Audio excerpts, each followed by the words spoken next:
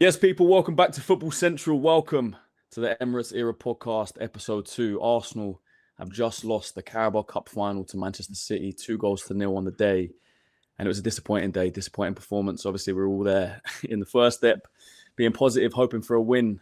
As always, I've got myself, got Joseph Charm, I've got Shea Gunner in the building, and I've got Nathan Sayers. Lads, I'm going to start with you guys. You three were all at the game. I was there 8 years ago, actually. I was at the last one when we lost 3-0. Against Manchester City. But that's, they had players like De Bruyne and Sane and Aguero and David Silva, and I expected to lose that 8 years on. A similar feeling today, but I'll get into my thoughts in a bit. Joe, let's start with you, man. Obviously, you were there as well, sitting in the City fans. I know. I went, bro. I fought tooth and nail to get tickets to this game, and at the last second managed to get something sorted, but it was in the away end. So I'm fuming that I've spent money to go and sit with the away fans and then kind of watch a performance that just doesn't reflect where we are in the season, to be honest. And it's tough to take, but I'm not one to catastrophize. You know what I mean? I think we said it on the last time we were on here that, it would be significant if we win it. Like, the uptake is going to be huge, but the impact, like, negatively, isn't going to be that bad if we did end up losing. And we did end up losing, and it didn't feel nice. But I don't think it's going to necessarily throw us or impact us negatively in the running for the Premier League and the Champions League and that. But yeah, man, it was a tough watch. It was a tough watch for me, man. Definitely. Yeah, I'd agree with you on that. Yeah, Nathan, go on, man. Obviously, you were at the game as well with... What was the vibe like in the stadium before? Did it feel like it was majority Arsenal? Was it? Was good. I think Shay actually nudged me and said it feels like a home game. Is what it was like. Genuinely, it was at the start. I think all the way up to the half time. I think came to half time, and I was really disappointed. Felt like we were down. Felt like we were 1-0 down based on the performance. Felt like we deserved more that first half. But yeah, disappointed, man. It was gutted. Shay, what about you? You said, it felt like a home game. I saw your video after the game. We'll talk about that in a bit. But you put one out saying, look, this ain't the end of the world. I like Joseph used that phrase, don't need to catastrophize as well. I put one out saying, look, enjoy these tears while you can. Like, rival fans obviously desperate for these tears. Fair enough, enjoy them. Watch the fan cams and the videos and content and whatever. But come May, we will be lifting that Premier League trophy. But yeah, talk to me again, just the vibe of the stadium, the start of the game. How was it? No, it was sick, man. I was sat with Nathan, and I got there, and the Arsenal fans were singing like probably louder than the Emirates, if I'm being honest. Maybe because it's a final where the majority of us are Londoners, so not difficult to get to compared to the Mancunians. And we were just loud. It was honestly such a good feeling.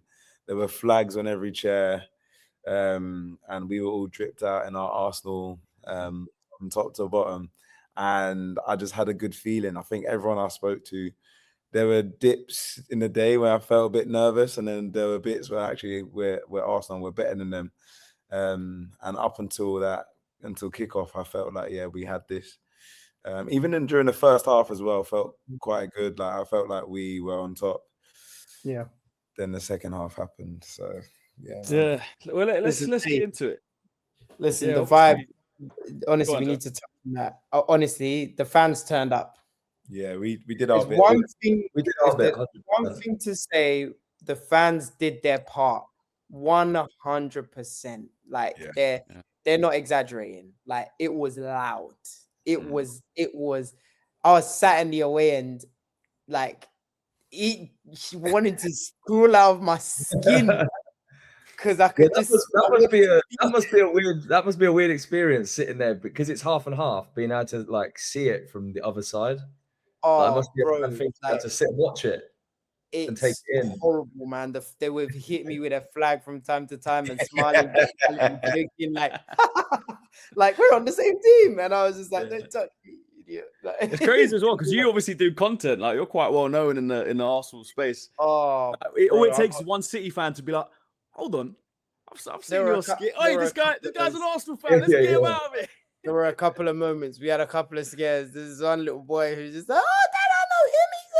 He's bro, I kept it stepping. Yeah, I talks about the sun. I was like, and then there was another one who was just like, you're Joseph, right? And I was like, I tell you what, you know we saw as we went into the hospitality bit, Carl Jenkinson came in like with the scarf around his face. Oh yeah. As soon as he came up the escalator, I was like, yeah, that's Carl Jenkinson. I went over and chatted to him. He was pretty confident, to be fair, but similar to you, like once you're recognised, you're gonna get spotted. Horrible disguise, man. It was like Superman with the glasses, like yeah, bro. literally, yeah. Bro. Why is he disguising himself, man? Like, you know, he doesn't. Carl Jenkinson, but does he need a disguise going up there?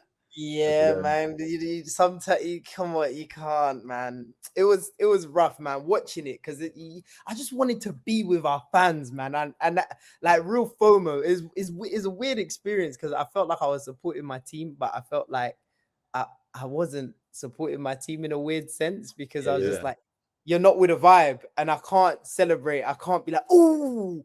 Like there were a few, I'm just sitting on my hands basically, so you're just kind of just spectating quietly, like, and just giving it this. I've done it a couple of times. I've been to Stamford Bridge, sat in the Chelsea fans in 22-23 when we beat them 1-0. My dad, we were behind enemy lines. I don't know if you remember, Gabriel scored the winner in that goal. I think it was from a corner actually. And I just had to sit on my hands. I'm nudging my dad when we scored. We won that game. I went to the old White Hart Lane as well. And we lost 2-0. I remember Dele Alli scored in that game. So again, I was just quiet. There's nothing to say. I did it at Wembley as well. I sat in the Spurs fans. We drew 1-1. It's the hardest. My record sat in the away fans has never been good. I've done it at United and now City, and both times we drew United, and then obviously today. I think that's a lesson then, Joe. If you can't get a ticket in the Arsenal fans, just don't go, man.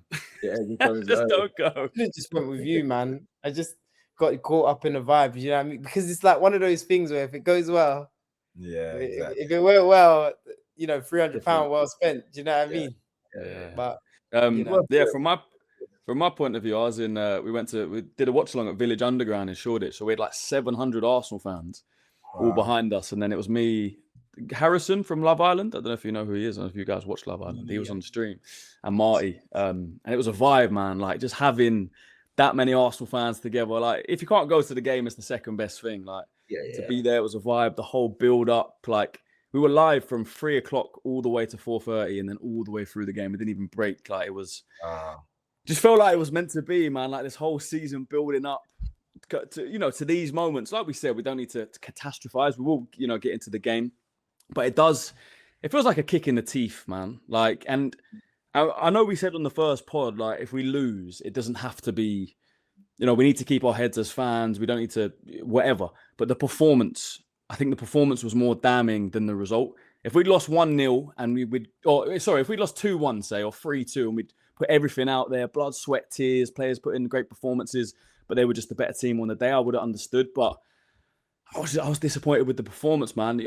I think first half, I thought we started quite well. Bless you. I think first 15, 20 minutes, we were in the game. It was kind of end to end, quite open in the midfield. Kai Havertz has a massive chance, huge chance, where I think he should take it a little bit earlier, or if he waits, then he's got to dink it over him. James Trafford makes a triple save. I don't know if you guys have even watched the highlights back. He made a triple save in the end. Saka then had a shot come off his toe. And then after that, I don't know, talk to me about the vibe in the stadium. Did you feel like, first, for me, watching it, 15, 20 minutes were in the game. And then the rest of that first half, we'll talk about the second half, but the rest of the first half, City just grew. We just sat back. I thought Gabriel and Saliba were our two best players. Yeah, 100%. I think very accurate assessment, to tell you the truth. The first 15, 20 minutes, I was like, this is exactly how we need to play to get this over the line. Like, we were in control. We were comfortable. We were stringing passes along. We were composed. There was no nervous energy from the players whatsoever. It looked like it was going to be a controlled performance. But this has happened a couple of times this season where, because we don't take our chances when we're playing like that, as the game progresses, the tension rises, and then all of a sudden the performance just starts to dip because the opposing team starts to grow in confidence. We've seen it too many times where it's like, because we haven't scored and it's 0-0, and the other team just start getting into their flow, getting into their rhythm. And then it just kind of, we capitulated. Like that's the best way I can describe it as. Like all of a sudden it's like something wasn't linking, like their brain wasn't linking to their feet. Like it just felt odd. Like they didn't look like the players that we see week in, week out. Like we were just hoofing it and like clearing it. And like, it was like, try again, City, another horde of an attack. And it was just odd to look at because it's like, you lot don't play like this. Like it's very rarely, even the games we have lost or we've looked poor in, we don't play like that. And it was just like, I don't think I've ever seen that many long balls in a game. It's weird. Like I think I said as well to Shay that I don't think I've seen as many long balls as that since the Carabao Cup semi-final at the Emirates against Chelsea. I remember there being a lot of balls forward, and I know we were 1 goal up at that point. We were 1 goal up on aggregate anyway, so it does make a bit of a difference. But I don't know. What I noticed is City weren't pressing us, and they were just blocking off the lane. So where we'd usually pass out the back, and where Raya, can break the line. A pass would break the lines, would get. I told you, I'm trying not to be negative, but we said it. Nath, me and you said it, man. We were on the Shay same was team. all about, I'm an emotional guy. I'm going with emotion. Let me ask the question. Let me ask the question now. We go back to Friday. If we go back to Friday, knowing what you know now, would you change your mind? I wouldn't. He contributed to the loss, but I don't think there's any player bar Gabriel and Saliba that can say, "Oh, I've been let down by Kepa." Mate, no one showed up. Yeah, no, I agree with you on that. No, that's a fair assessment. I didn't feel Calafiori did too bad when he came on, by the way. Yeah, no, he was. Should have started them in hindsight. This is what I think he should have started. That's my one. I think first half, like you said, Jay, I think you could see the game plan though. I think you could actually see it in front of you. You could see what we were trying to do. I think Trossard was dropping in like sort of left forward almost. And you could see what was happening, and we were playing down the lines. Gyökeres was playing down the left. Saka was getting through, and with Havertz a couple of times down the right. We were getting there, but that second half is there's no, I don't know. This is just almost like they stopped believing. It just felt like it's like they knew that City were growing in confidence, and then they were just like, we'll just let them try and just defend it non-stop. Yeah, like it was just weird. It was just like you can't do that against that City team. I know it came out that their defense was going to be weaker than we thought, but you look at from Rodri forwards. I know Rodri's not the player that he was a couple of seasons ago, but you look at that forward line, that front five in front of Rodri, it's absolutely insane. You can't just let that front five come onto you for half an hour.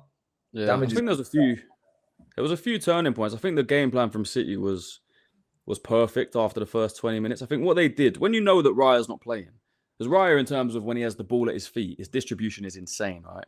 Yeah, he can dink a ball into the right back, the left back, Saka cut. Do you know what I mean? Anyone at kind of at any time, his distribution is brilliant, and obviously his shot stopping and whatever we could talk about as well.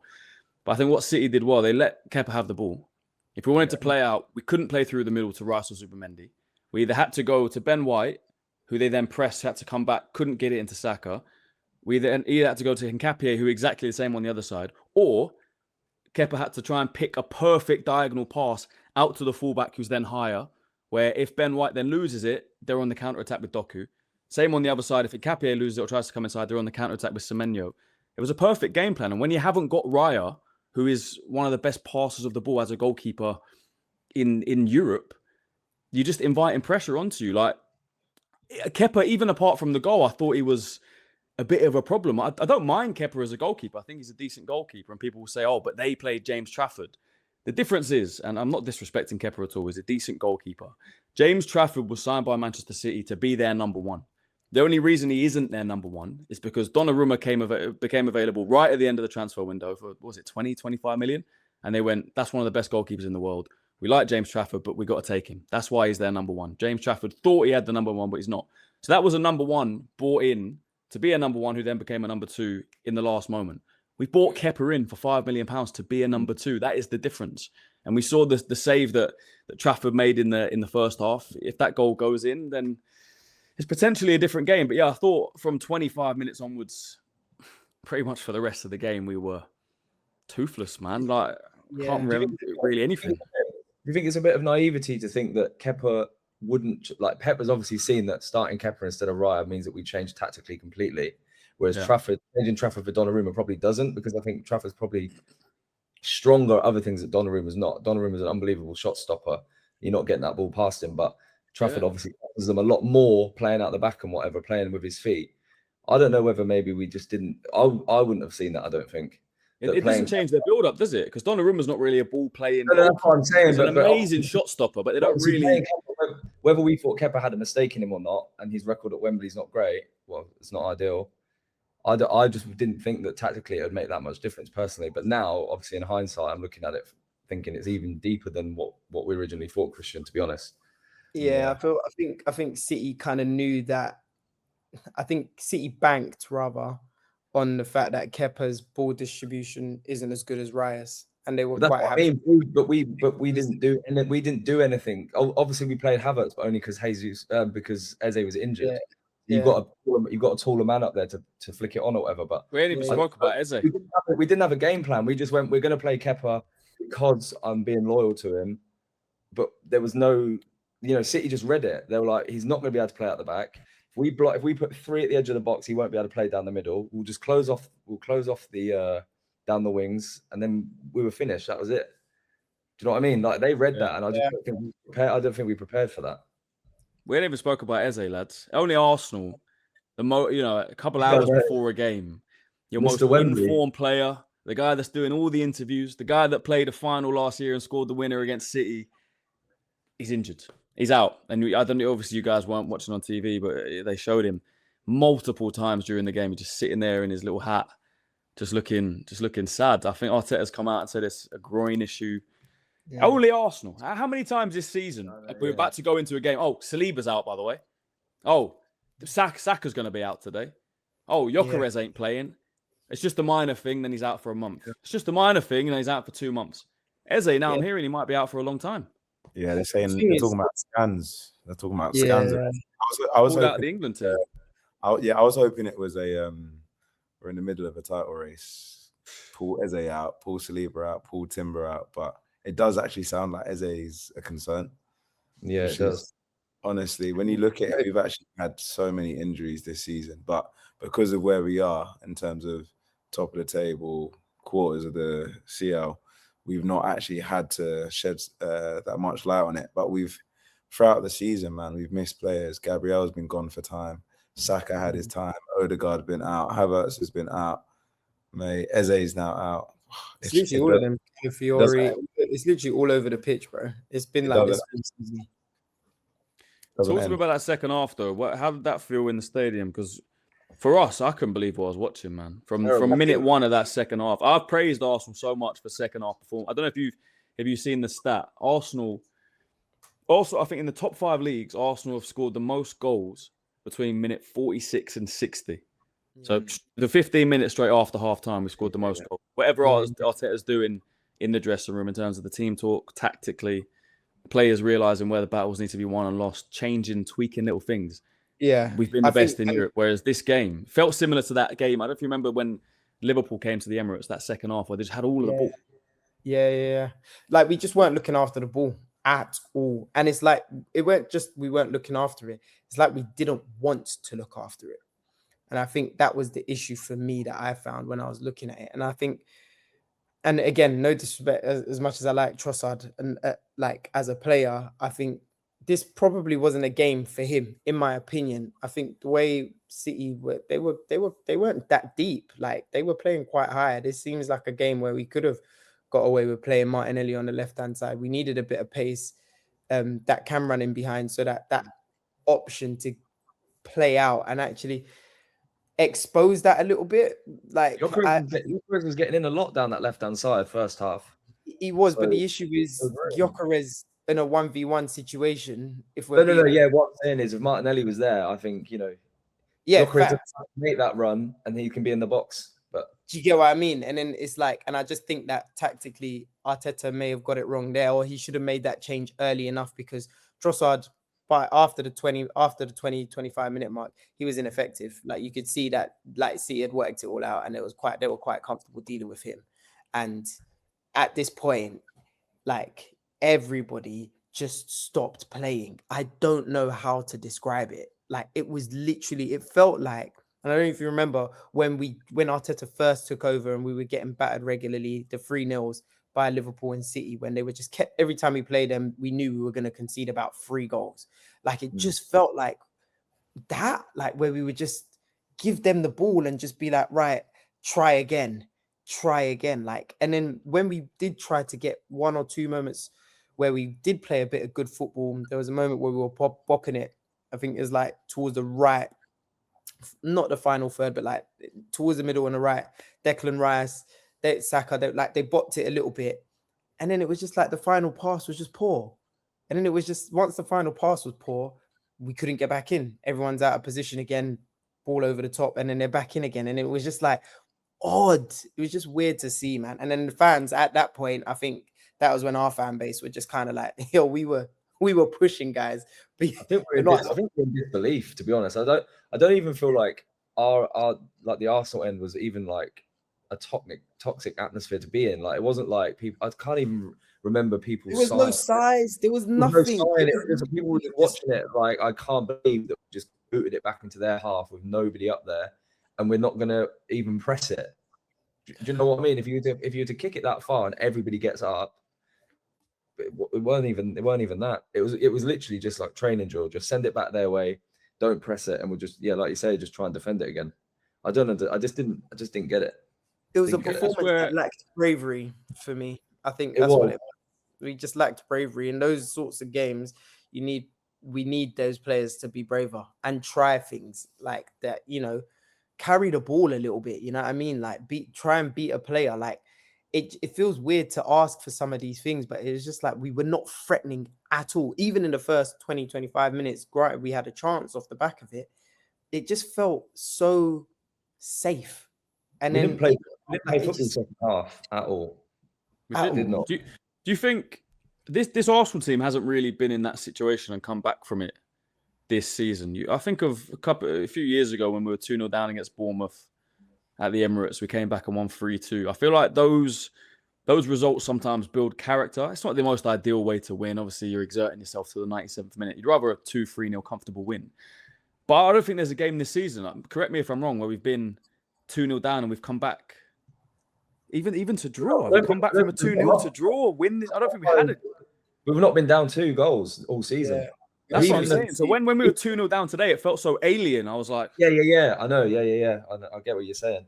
Because what was the United one? 2-2 and then 3-2. Yeah, 1-0 up. I think 2-1 down.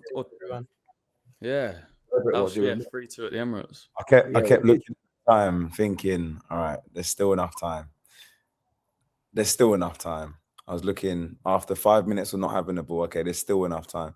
But then you get to 90 plus 4, and actually, I think we're actually done. Like, we've actually lost without almost trying for a full half of football. We did not try. It felt like. I've never experienced that. I've actually never experienced watching us play, and we did not try anything for a full half of football. Like, we could not get our foot on the ball. Normally there's game states, right?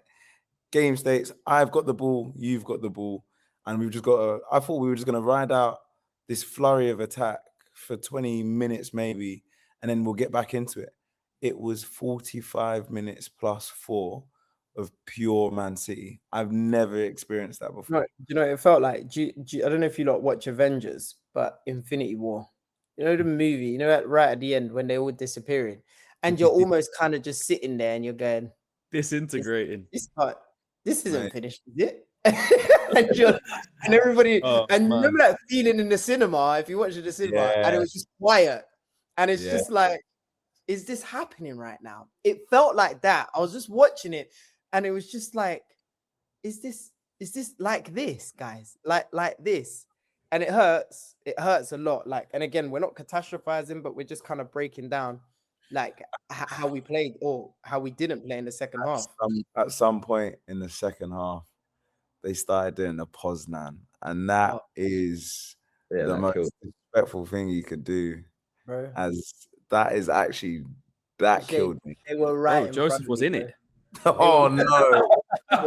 They were blocking Joseph and watching the game. Come on. Did you turn around as well? Looking at me, turn around as well. This is where I draw the line. You can finish me here if you want. Kill me here. If this is where it happens, then fine. But I'm not doing this. This is too far. I'm already sat with you bozos, and now I've got to sit here and watch you do this. You want me to get up and start doing this with tears in my eyes? Nah, bro. I was just sat there. I thought me some other Arsenal fan. I was just looking at them, and they were like, and I was just like, it felt like we were going back to the little bro days, man. Like when Shirky were doing kick-ups, I said, Hey, Ryan but Shirky, you know what, man. though? That's disrespectful, man. That That's is disrespectful. Yeah. Do you know what? You know why I'm glad he's doing that, right? I'm so glad because, guys, we've had games where we've gone and got our lick back. We've had these moments, where we've like Villa, for example, and we've gone and peppered them. I know, and I bloody hope Arteta plays that video to them when we go to the Etihad.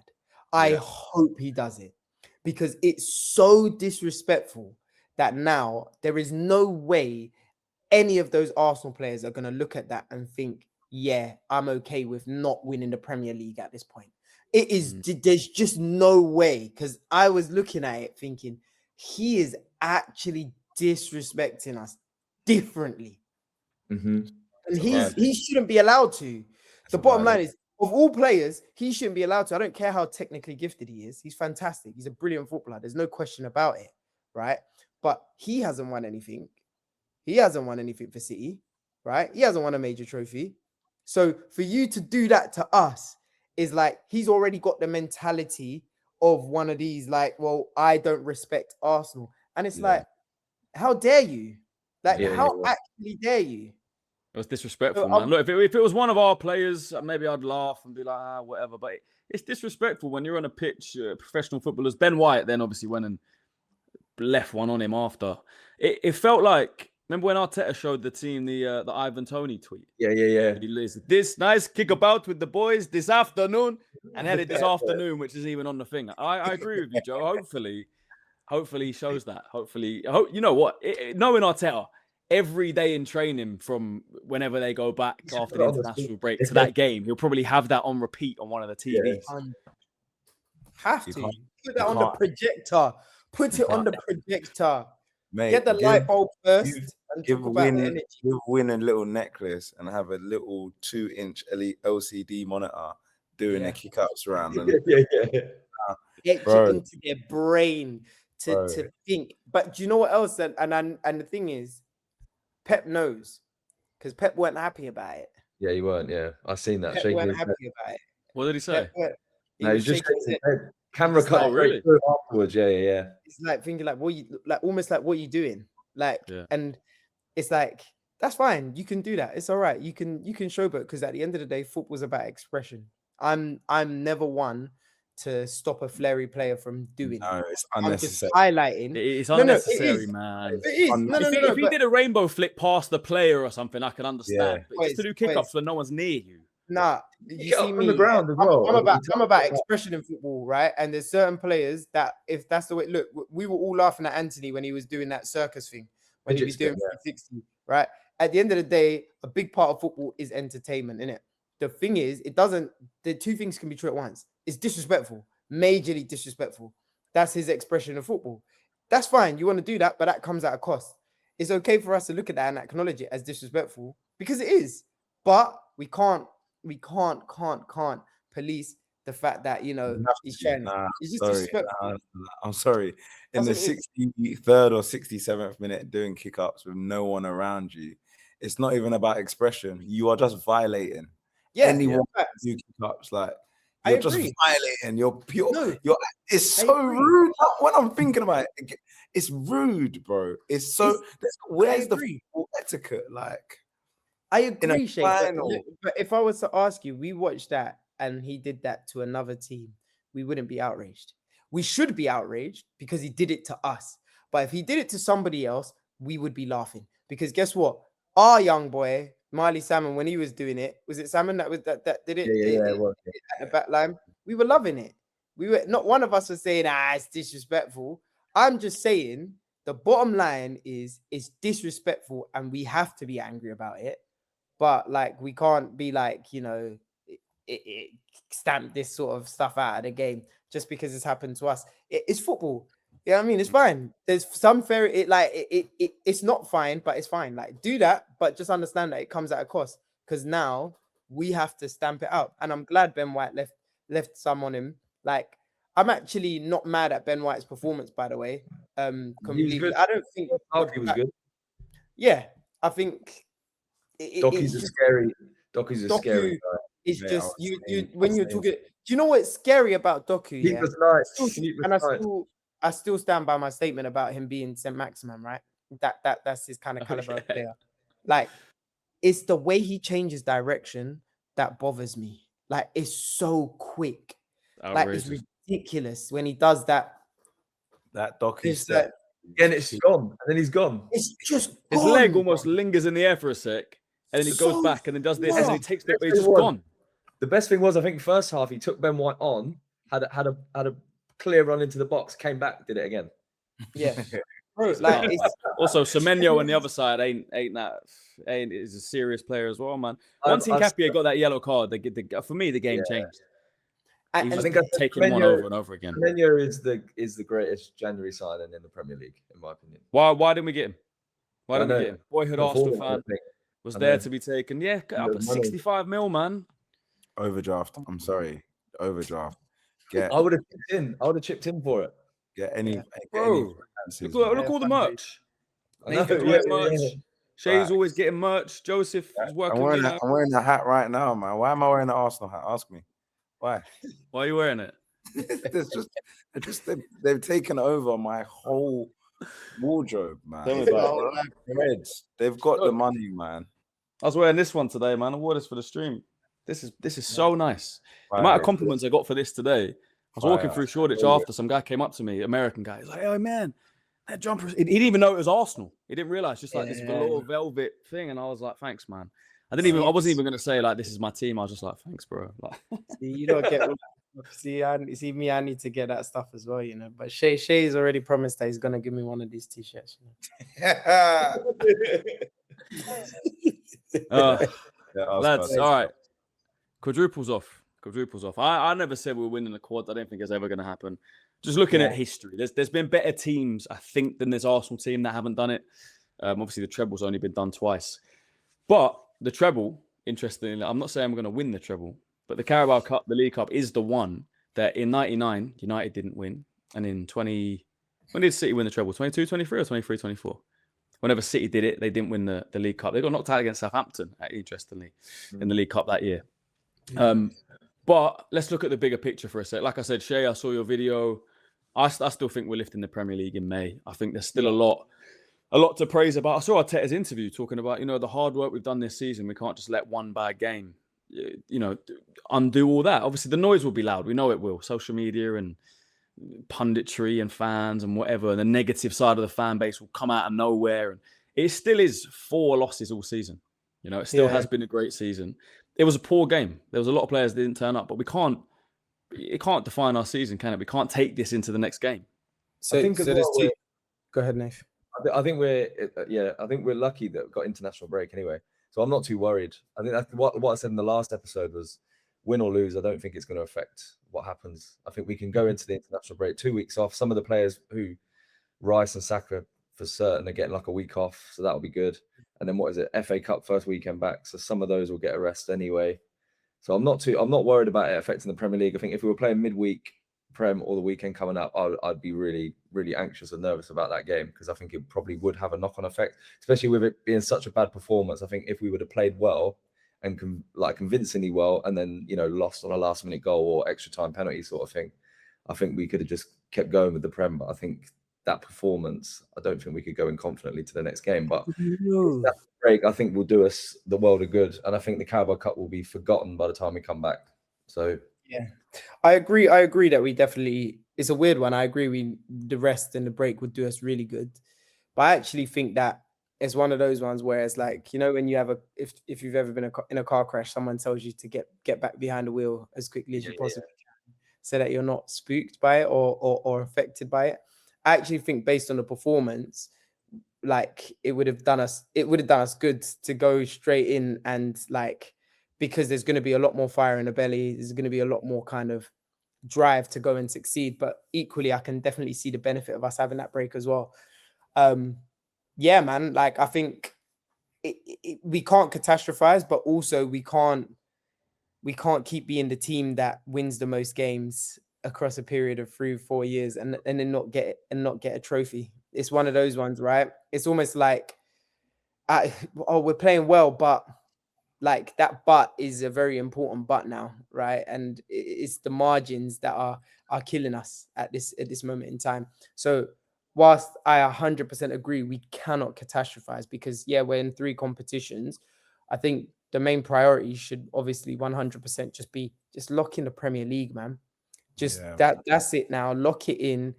Just win the next couple of games. Hopefully City drop a few points along the way as well. Secure that so that you can then have a bit more breathing space going into the other competitions. Obviously, it's kind of hard to juggle because we're back to back, but Premier League 100% should be the priority. We had Wolves, the Wolves game. That was the last bad performance I remember, like really bad. But we only had 4 days between that game and the next to rectify it. So it can go either way, but we did bounce back, which is, we've got proof that we can. We played Spurs, beat them 4-1. Then we played Chelsea, beat them 2-1. Then we had Brighton away 1-0. That was a massive game. So 3 wins on the bounce after a really, really disappointing performance. So, and there was talks of, you know, in the change room after the Wolves game, they just all had like a heart to heart and were just open about, you know, things that they felt we're just not going right on the pitch. Maybe a little bit of that today. Maybe Arteta holds his hands up and says, look, guys, I don't know if I set you guys up to succeed today. Because there was nothing in the second half. And I don't think it was just performance. I think it's just the way we were set up as well. So there's got to be a bit of accountability from Arteta's side, I think, today. But yeah, we've shown that we can bounce back. We've got rest. Hopefully we come back unscathed. When you say accountability on Arteta's side, Shay, like what specifically? Because I've heard this a couple of times from different people where they're saying it's Arteta. It's what Nathan mentioned. It's like we brought in Kepa due to loyalty, and I called for it, to be fair. But if you're going to do that, have you tweaked the system for us to be able to play without Raya's strengths? We know that we are reliant on building out of the back, and Raya is key to that. If we know we're losing that, how do we then address that gap? Are we saying that we don't? I don't know if I think that's fair though, because it's not like Kepa's just come in for the first time. Like he will know because he's been our cup goalkeeper throughout the whole like competition up until that point. So obviously you set up slightly differently depending on the opponent that you face, but we know what Kepa's strengths are. We know what Kepa's weaknesses are. And so I just don't think in the other Carabao Cup games I don't think Liam Rosenior and Chelsea saw that was the weakness. If you watch it, if you go back, I remember first half when we were playing away from them. They had, honestly, 3 of them at the edge of the box, right in front of Kepa, could not get past that line. And then, like you said earlier, you go right, they've got 2 players there, close down the channel, come back across, same again, and that was it, constant. And then we lose it somewhere in the midfield, and it just comes back. I know first half it wasn't as bad, but that's what I mean. I don't think Rosenior saw that was the weakness. I think they're easier to play. So it's more Rosenior's income. He's not got that ball knowledge. I think Nathan, I think you mentioned it earlier. I think even in that second leg at the Emirates, it was just long ball. I think they noticed it, Chelsea, in that second leg. They stopped us from playing out from the back, really. It was. I think you said earlier that was the most long balls we played since I think it, Chelsea in that second leg. It felt like that, and I felt memory. Yeah, it did feel like the level of opposition today. They realised that, because look at the level of opposition before. Who do we beat in the quarters? Obviously, we played Port Vale, I think, in the third round. It was lesser teams, right? Yeah, exactly. So I think Pep worked it out today. I think he got it absolutely spot on. You have to say the master schooled him today. He's not going to school him in the Premier League, I don't think, but he got one over today, man. Like, it's Pep Guardiola. You can lose to Pep Guardiola and you can hold your hands up and say he worked it out. I think the manner of the defeat, players that didn't turn up. Saka again wasn't on it. Trossard again wasn't on it. Zubimendi again couldn't get on the ball. It's difficult because obviously City had to win in it, but I think we lost to ourselves.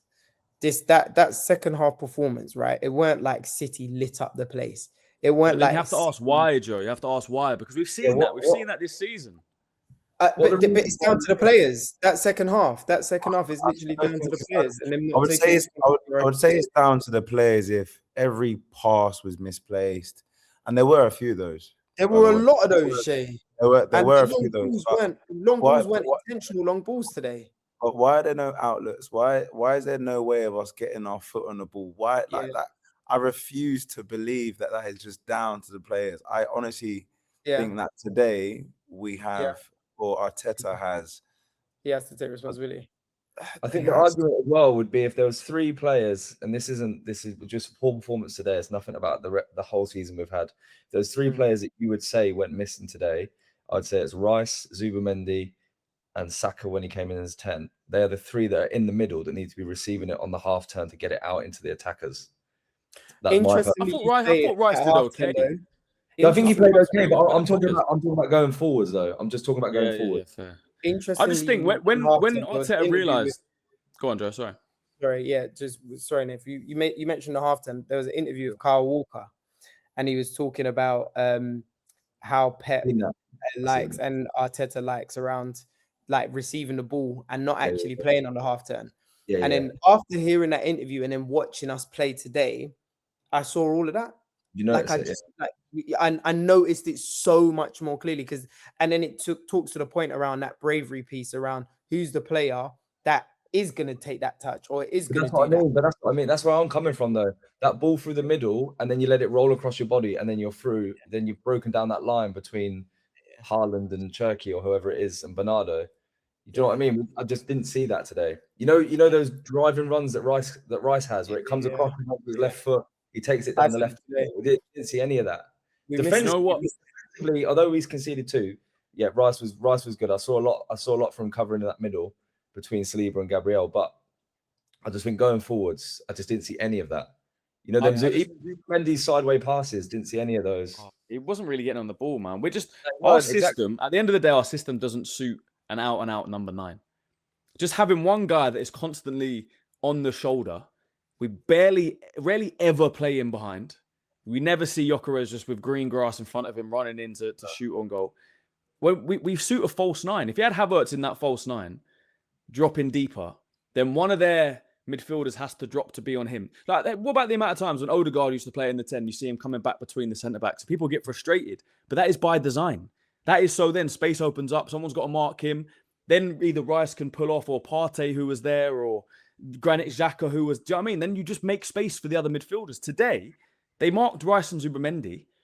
Havertz in the 10 was barely dropping deep. He was staying quite high up. Gyökeres was on the front line. We made it so easy for them. So easy. And Arteta didn't change anything tactically in the second half. But that tactical point around Havertz playing so kind of far up is what they were praising Arteta for a few weeks back, you know, when he was playing so close to Gyökeres, and that was a thing. It can't work in a game against City though, Joe. Maybe it worked against Leeds. It worked against Sunderland. Right? But respectively, this ain't Leeds and Sunderland today. No, I completely agree. But then we also know that Kai Havertz's best performances have never come in that 10 position, even when he is closer. So we can't like have amnesia and think that Kai Havertz in that position has been like, you know, he's lit it up. He's a baller, by the way. I love him, but like that's not the position where we've seen the best of Kai Havertz ever. And so I don't think we saw much of Kai in that particular position when we said it wasn't working. I felt like Kai was more on the left 8. That space is kind of occupied by Rice now, and Havertz is more leaning That's towards the fair. right side of the pitch. That's fair. I just don't think he looks on it. Like I think he's still probably getting still not over fit. his injury. Yeah, that's Yeah, what I see when I look at him. I'm just like, this isn't the lean, It just springy. looks like Kai half. Havertz. He looks a bit He's laboured, doesn't he? just a I little miss bit. Mikel Marino, man. Yeah. He was We on were the saying pitch. that pre-game. We were saying that before the game. Imagine that. I bet you never thought you'd ever say that when you first signed him. It's one of them, Mikel, innit? You don't know what you've got till it's gone, man. So true. You miss him. the Even Spaniard. Martin Odegaard. I know he gets a lot of criticism, and I since miss his injury Odegaard. last year, he had a lot of criticism, and rightly so at times. But he speeds up our play. We get on the ball more. We dominate games more. People are actually talking about him slowing the game down. We get the ball a lot more when Odegaard's playing. He dictates the pace of the game. Well, he used to anyway before his injuries. He hasn't been the same player, but just positionally, he's smart. He's a leader. Still, just picks up the ball and moves it.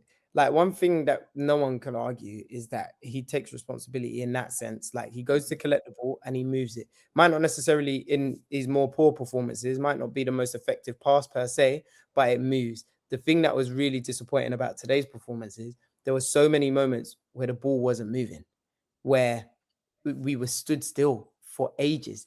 I think there was a minute where Kepa had the ball for like a minute, where we was just watching, and it's like City were like, we're not going to press you, bro. We're just going to hold our position here.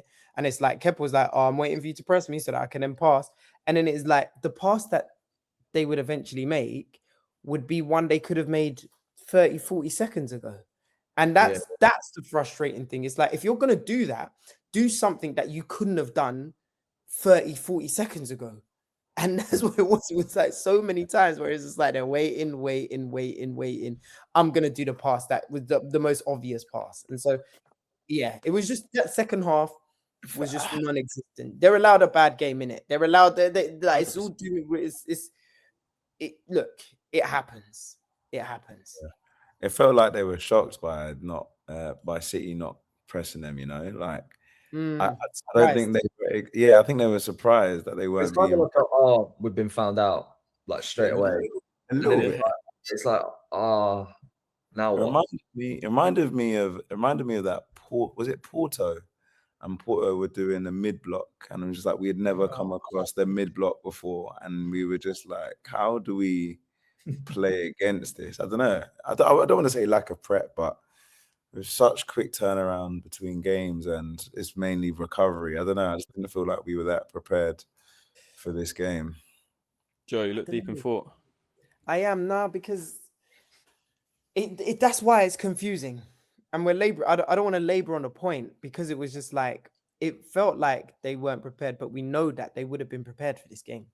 Yeah. Because that first 20 minutes, like, you saw a structure, you saw a way we were playing. If we continued playing like that, the game is never going to end like that. It's just never going to end like that. And that's why I find it a little bit harsh, where I'm never the type of fan to say that Arteta doesn't deserve criticism, right? He definitely does in so many different areas. But like, that first 20 minutes, none of us has a problem with that. And so you're executing something that has already been pre-planned. If we had looked clueless from minute one, I would 100% be like, Arteta, what are you doing, mate? But as the game progresses, that's the players either not doing their job, not being brave enough, and taking responsibility. Unless during the game, at some point, Arteta's giving them new instructions to say, actually, because of the way City are playing like this, do this, do this, do this, do this. He shouts instructions from the sidelines all the time, right? We don't know. But that's why I think that sometimes he has to take responsibility 100%. But also at the same time, I'm like, nah, some of these players, they got to take responsibility for it, man. Like, we can't, like, Trossard today, just, bro, like, he was coming in quite centrally. I don't know. My thing is, 20 minutes out of 90 minutes is less than a quarter of the game. Yeah. You've got the second half of the first half, things were starting to slip. In that half time, what are you saying? What are you changing? What are you tweaking to adapt to a clear swing of momentum. I don't know. I just felt, and I'm trying not to be too harsh on Arteta here, but I just felt like both sides, the players, they weren't executing everything, and I don't know, it just didn't look like that we were set up. I've never seen 45 minutes of not getting anywhere near. I've never seen it. Genuinely, I agree. I honestly don't think I've ever watched a half like that. You know what the crazy thing is? I do agree. I've watched a half like that. I've watched many. This is the beautiful thing about this club. This not this era. Not this the worse halves than that, to be fair. Not this Arsenal team. You see some. Maybe not from this team at all. The match thing is, we actually hit the post. Calafiori hit the post. Yeah. Gabriel Jesus hit the bar, but I still felt like we were never ever getting back in that game. Yeah, man. No. I called my dad after. I was like, "Dad, we hit the post in the bar, and it didn't even feel like we had a chance. Like the Calafiori, it was a half chance at most. If Trossard gets his toe on it, it's a goal. Jesus was a looping header, which was never going in. It was never troubling the keeper. Yeah. But like you say, apart from that, it was man. Can I just say on that Calafiori chance, though, the audacity for him to take another touch and put it in the air to volley it is insane. I know. He's not enough. But isn't that what I said though? In terms of like, I said, look, he's gonna offer us a little bit more attacking wise. He's brave. He's gonna go get into spaces, and that's the sort of stuff. And when he I really wanted to feel vindicated if he scored that. I would have felt like, see, this is what I was talking about. But you said Calafiori to start, didn't you? A left back on the last. Yeah, I wanted Calafiori to start that game. I think he would have offered us a little bit more than Hincapié. And as soon as Hincapié got the yellow card, I knew it was a wrap. Like, because against Semenyo, like who's a physical winger. He's not just your average winger. He's a physical winger. So he likes to play near you. He will take the ball to you. So you will get sent off if you're not careful. Funny you said that, actually. The exact reason I didn't want Calafiori to start is exactly what happened to Hincapié. Got a yellow first time. Yeah. And then Hincapié is probably going to offer us more going forwards. And then Calafiori is the only one to get a shot off. Yeah. So, I hold my hands up with that one, really. No, but Sorry, Shay, go on. I was just gonna say, me and Nathan looked at Semenyo. I was just like, he's actually a unit. Like, mate, he's big. He's not a slender. He's wham. Like this is. He's a serious player, man. He's been eating well. Whatever they've been feeding him, he's been eating well. With that white and that sort of stuff.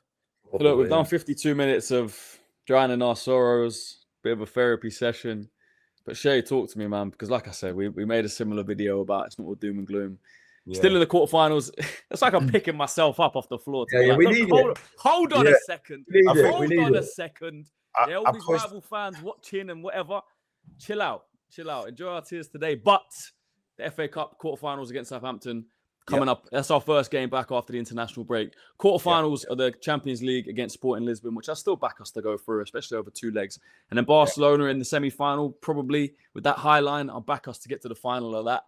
And the Premier League 9 points clear. And they're just looking at the next two games as well. We've got Bournemouth at home. Then we go to the Etihad. City have got Chelsea away. We actually drew at the Etihad this season, 1-1 against Chelsea as well. Hopefully, Liam Rosini has got something for us, and then they've got us as well. So, talk to me, man. We're still in a great position. The quad's off, but we're never doing the quad. But we can't lose it, man. We can't just let it all fall apart because of this loss. If you want to really do some therapy, just watch the highlights of Spurs Forest. Very true. Not just that one. Chelsea's previous result. They had a parade today. United drew. I saw that. It looked like the kind of parade for the Nottingham Forest game.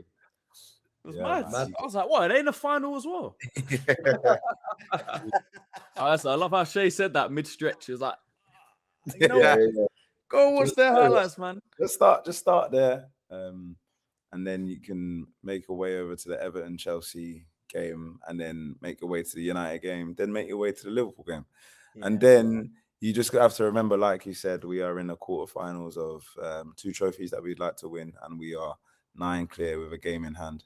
I posted my video today, and I was a bit tongue-in-cheek saying I didn't really care about the Carabao Cup. I cared, but the result hasn't killed me. It's more the performance. If we lost and we played well, I'd be okay. It was more just the performance.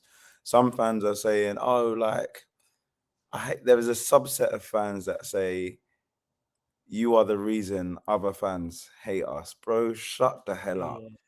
Why are you spreading your cheeks for other fans? Like we don't care. At the end of the day, is whatever we do, we are going to be disliked. Yeah. So I had a United fan message me laughing faces to my story at full time.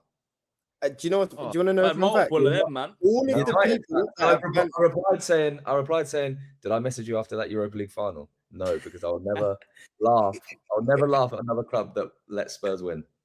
Bro, I've had Spurs fans message me. Yeah, that's insane. Spurs What's fans, mad is I've not lost 3-0 at home. I've not had one Manchester City fan message me. I don't know any. Every single other fan base has reached out to me. I've had Liverpool fans, United fans, Chelsea fans, all of them. I've not had one, and that's not just because I don't know many City fans. Like because we've got thousands of followers amongst us. They'll find you. They'll find you. Like the most banter I got was purely on the train home because I have to go up north. And I'm sure, Nathan, you experienced it as well. Where loads of City fans were on the train. And that was it. There's a video out of them just tongue-in-cheek bantering. But they're acknowledging they know they're cheaters. Not the fans, but the club. They know they are all aware and they accept it. And they're like, we're cheats.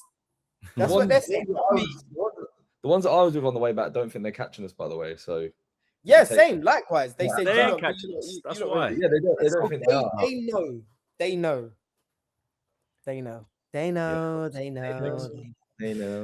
Well, look, lads, it's been a great chat. We haven't got a game now for a couple of weeks. Maybe we'll squeeze in a little like a little 3/4 season review. Maybe we could do like a little ranking our top players of the season or something like that in the next week.